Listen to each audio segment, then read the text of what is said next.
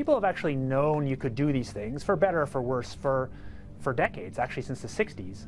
A central thing to say about this is that technology is the easy part. The hard part is the politics, really deeply hard and almost unguessable.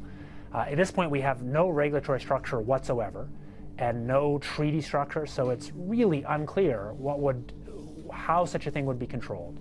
I think it could happen anytime from a decade from now to many, many decades hence. The big question right now really is, should we do research in the open atmosphere? Should we go outside of the laboratory and begin to actually tinker with the system and learn more about whether this will work or not? And I'm somebody who advocates that we do such research. And one thing that research may show is that this doesn't work as well as we think. For sure, there are a bunch of dangers. There are both the dangers of kind of side effects like ozone loss or interfering with atmospheric chemistry in other ways. There's the basic fact that this is not a perfect compensation for CO2. So for example, carbon dioxide makes the ocean more acidic, and doing these things to cool the planet will do nothing to correct that. So in the end, we will have to cut emissions no matter what. Let's talk about the risks of actually doing it on a global scale, because you've been pretty frank about that. You've actually said you could easily imagine a chain of events that would extinguish life on Earth. Now, what would be that potential chain of events from using this kind of technology?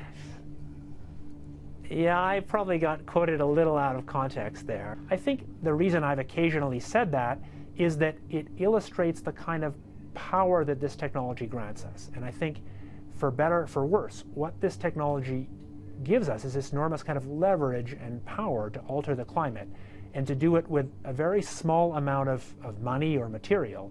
And that power should frighten us, I think, and it presents real deep problems for governance. So unlike the problem of CO2 emissions, which is changing the climate, but which is a product of human actions all over the planet, every individual person flying or driving a car or using electricity around the planet contributes to carbon dioxide. If you talk about putting sulfates or some other engineered particle in the stratosphere, the issue is that a very small number of people in principle could do it and have this kind of huge leverage to affect the whole climate in this profound way. And that's what raises the very hard challenge of governance. There's no question it's technically possible to do it unilaterally. So the actual materials you need, let's say the aircraft and engineering you need to do this, are something that would be in reach easily of any of the G20 states. It's not hard to do. You could buy the equipment from many aeronautical contractors. So in that sense, it could be done unilaterally.